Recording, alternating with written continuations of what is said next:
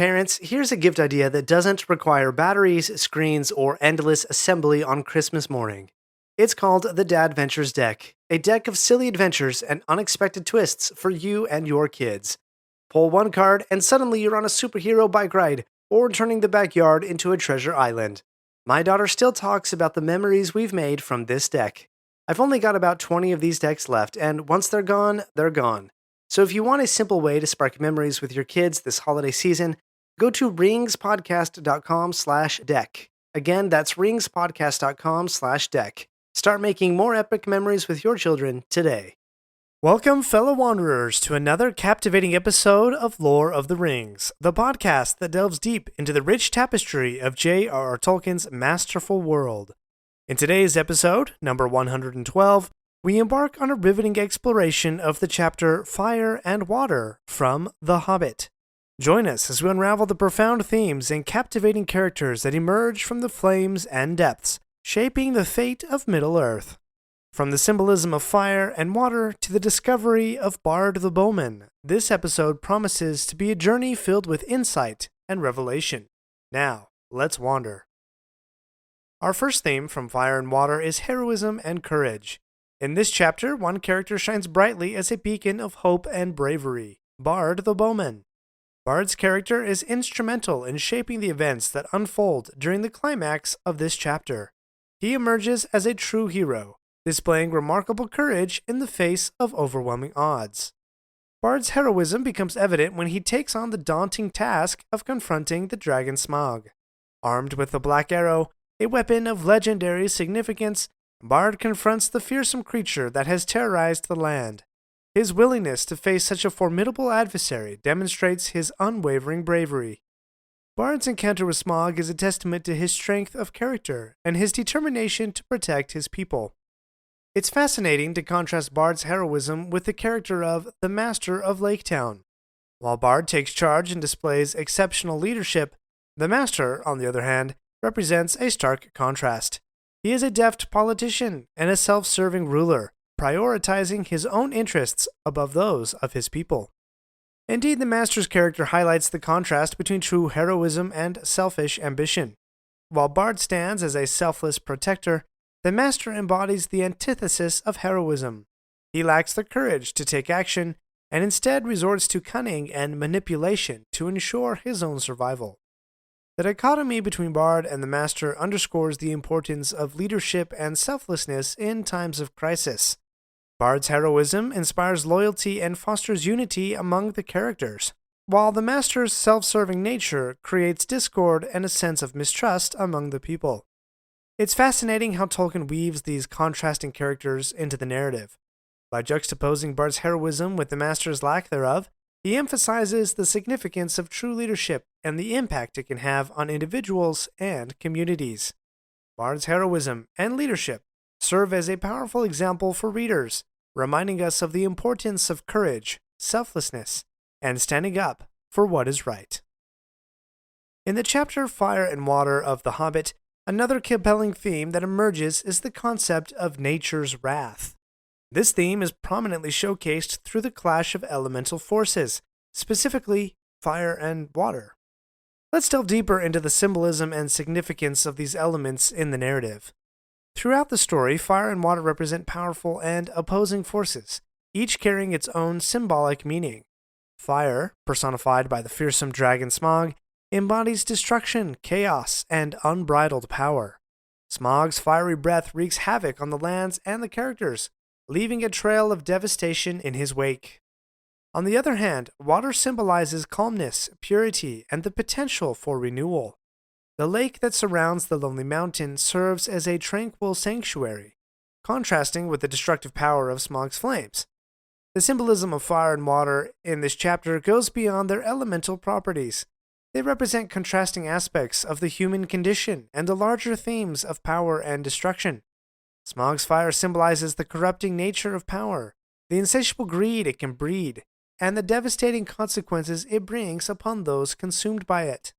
On the other hand, the water represents a form of cleansing and renewal, Laketown being burned to the surface of the lake, and even Bard's dive into the water can be seen as a metaphorical cleansing and a chance for rebirth and growth.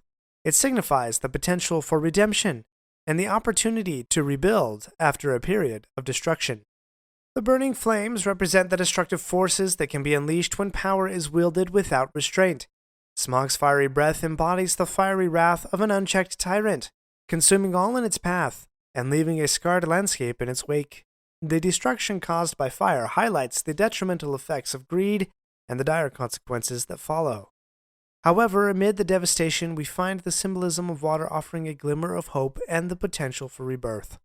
Water, in its essence, is a purifying and life-giving force. It represents the opportunity for renewal and the possibility of rebuilding what was lost. The contrast between the destructive power of fire and the renewing properties of water underscores the theme of destruction and rebirth in this chapter. It emphasizes the cyclical nature of life, where destruction is not an end in itself, but a precursor to transformation and growth. The destruction of Lake Town and the subsequent rebirth illustrate the resilience and strength of the characters in the face of adversity. It showcases their ability to rebuild, to find hope in the midst of despair, and to rise above the ashes.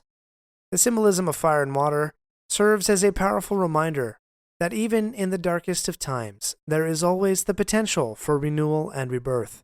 It highlights the transformative power of destruction and the indomitable spirit of those who persevere. Join us after this break as we delve into Tolkien's writing style and he discovers a new character. We're not done yet. If you like this episode, please leave a review and share with your friends. And remember to subscribe if you haven't already. We'll be right back. Every holiday season, I tell myself I'll get creative with my gifts. And then I end up panic buying some lame socks or candles. Just ask my wife. But not this year.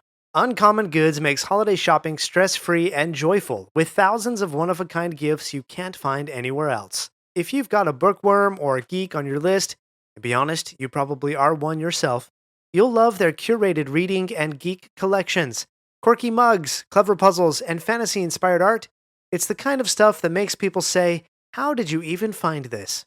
I personally have my eye on a do-it-yourself marble run kit for one of my kids, and for me, a literary clock that tells the time using direct quotes from literature, one for every minute.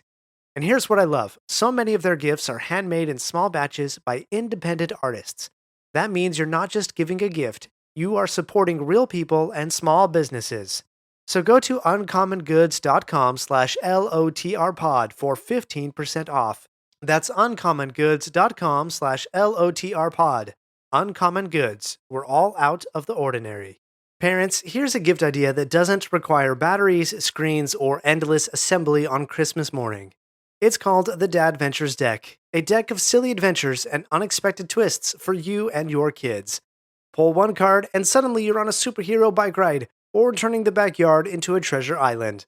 My daughter still talks about the memories we've made from this deck.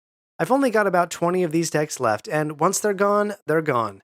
So if you want a simple way to spark memories with your kids this holiday season, go to ringspodcast.com/deck. Again, that's ringspodcast.com/deck. Start making more epic memories with your children today. In the chapter Fire and Water of The Hobbit, we encounter a character who perfectly exemplifies JRR Tolkien's unique writing style. This is a character that we mentioned just a few moments before, Bard the Bowman. Tolkien often discovered his characters as he wrote, and Bard's development reflects this process. Let's explore the evolution of Bard and how Tolkien's writing style shaped his role in the narrative. Before we do, some words from Tolkien himself about how he discovered his stories as he wrote them. Quote, "It will probably work out differently from this plan when it really gets written, as the thing seems to write itself once I get going, as if the truth comes out then." And, quote, "The mere stories were the thing. They arose in my mind as given things. Always I had the sense of recording what was already there, somewhere, not of inventing." Now let's apply this thinking to Bard. When we are first introduced to Bard, we only get a glimpse of his character without even knowing his name. A grim-voiced individual warns the people of the town about the lights coming from the mountain, which are actually the fiery breath of the dragon Smaug. This grim-voiced character is a naysayer who reports the negative phenomena and prepares the town for the imminent danger. As the dragon arrives and wreaks havoc, Bard's leadership qualities become evident. He quickly realizes the situation and rushes to warn the master and rally the town's defenses. Without this timely warning, the town would have been ill-prepared for the dragon's attack, resulting in even greater devastation. Bard's pragmatism and quick thinking show that he possesses both wits and leadership abilities. It is not until later in the chapter that Tolkien fully discovers and names this character, Bard. He is portrayed as a realist who predicts the worst-case scenarios and encourages the archers to fight against the dragon. It seems that Tolkien did not initially realize the significant role that the grim-voiced naysayer would play. But as the story progresses, the character becomes increasingly prominent in the fight against the dragon. During the climactic moment of the dragon slaying, Tolkien fully develops Bard's character. He is not only a naysayer and natural leader, but is also given a military rank, as the captain of a company of archers who bravely face the dragon. However, Tolkien wanted to add more depth to Bard, and he reveals an essential detail. Bard is a descendant of Girion, Lord of Dale, adding a noble lineage to his character. Bard shares a connection with Thorin, both being princes who have been displaced from their kingdoms by the dragon's destruction.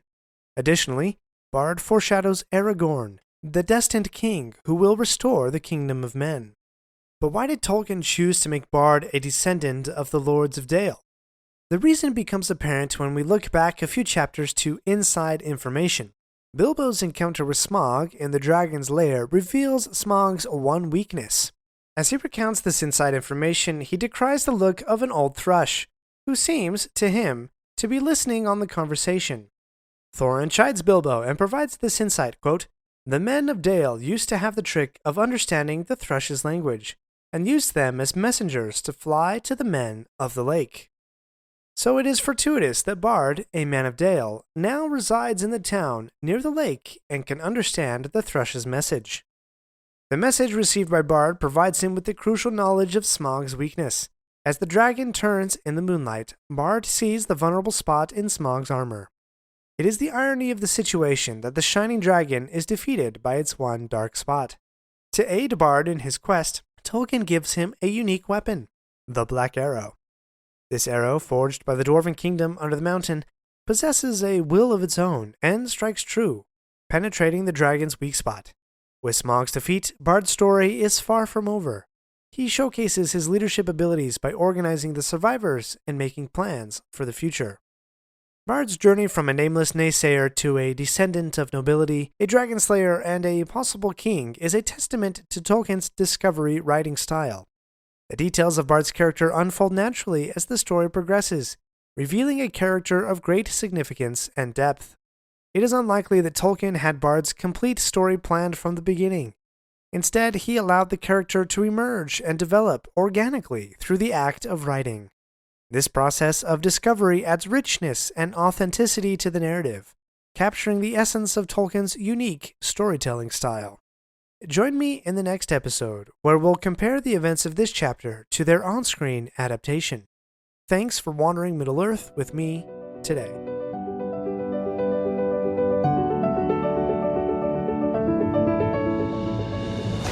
My friends, if you enjoyed this episode, let me know by subscribing, leaving a review, and sharing with your friends. Follow me on Facebook or Instagram at Lore of the Rings Podcast.